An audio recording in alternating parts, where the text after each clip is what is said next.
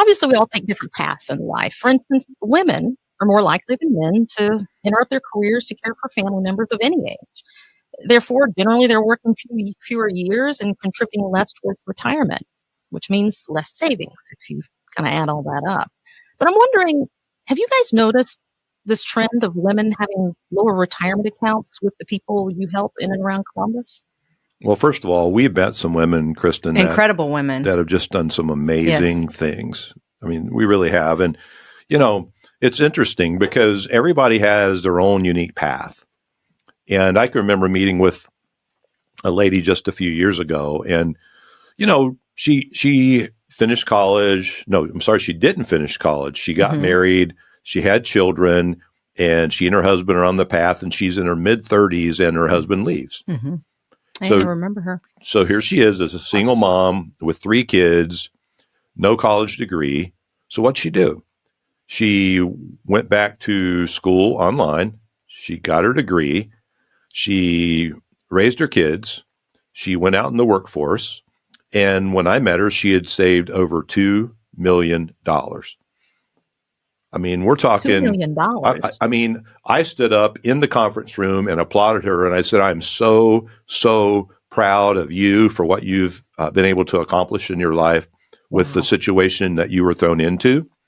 So some amazing, amazing things. And, on the other hand, we've met with some women who've had a tough time saving because they had to stop working for a while, and they had special needs children, and they had some extra challenges in their life, and just the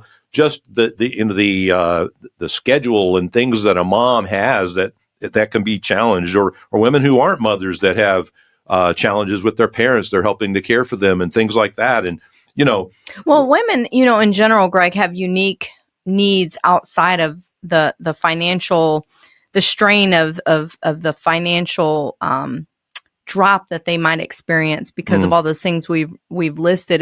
And I think it's because of those things that women are generally, when we meet with them in our office, are generally more conservative minded with their money in general, not always. But a lot of times they're just more tight with it because they've experienced those things and they've had to work extra hard to get to where they're at, right? And so they don't want to lose any bit of it at this point now that they've gotten that nest egg built up. Yes. And what I found is kind of interesting. Some of the single women that we've met with over the years have been very, very savvy, and they've paid very close attention. Well, most of them are. I'm going to correct you on that because they've had to be. They've had to be savvy because you're always worried as a woman, right, Kristin? As a woman, you're always worried that someone's trying to get you, right? Someone's trying to get you. And so you research it and make sure. Greg makes fun of me. I research everything before I make a decision. And he's amazing. He lets me be an independent woman. So a lot of times he'll say, well, I don't care what you do, And so I'll look up things and I'll try to figure it out. I don't really make rash decisions when it comes to important things that I have to do because I'm always worried about making the wrong decision. And so I think women in general need that understanding from their advisor as well. Yes. And, it doesn't really matter, Kristin, if someone saved, $400,000 or $500,000 or if they've saved $2 million like we just talked about. What's important is that people are efficient. So whether you're a couple, whether you're a single woman, whether you are an individual, right? These are things you need to really make sure of. And first of all, make sure that you're getting what you pay for when it comes to risk versus return, when it comes to what you're actually spending. Are you getting what you're paying for? Are you getting bang for your buck when it comes to your finances? Second of all, make sure whatever you're doing makes sense for you where you are in life.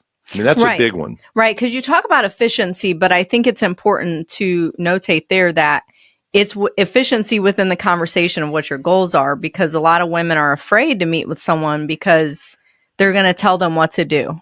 Right. It's intimidating. It's intimidating. Kristin, you and I have had this talk a lot because you've, been a single woman and you're like, I want to know what I want to do before I go ask someone for help so that I know what pushback to give. Right.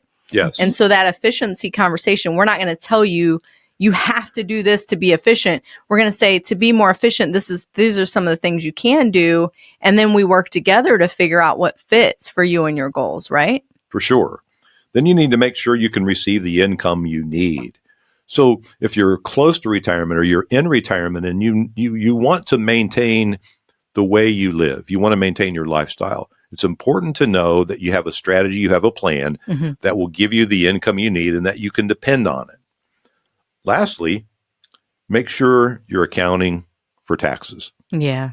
I mean, I hope President Trump's able to fulfill his promise to end tax on Social Security, but there's still another whole host of taxes that we have to watch out for. You got Medicare, you got Social Security, you've got your RMDs coming out, required minimum distribution. So making sure you understand how all those things are going to fit together so that you're accounting for them properly with your overall retirement plan. Yes. You know, we talked a lot about single women, which hits home for me.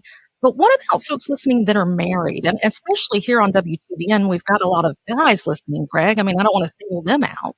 Well, it's important to understand that, you know, marriage is a partnership. And how I feel about things financially may or may not be how Kristin feels about things financially. It's important to communicate. It's important to allow your wife to let her voice be heard, because oftentimes women are a little more conservative when it comes to how they want to invest and what they're comfortable with. I'll never forget this couple that came in. The wife was scared to death because the husband was ultra aggressive, and she was just sure that they were going to lose everything. Although, you know, we would not put them in a plan like that, but she was frightened. And so I laid out a plan where they had enough money in savings to do pretty much whatever they would want for the next 5 years. They had enough income that we protected to allow them to live their lifestyle fully.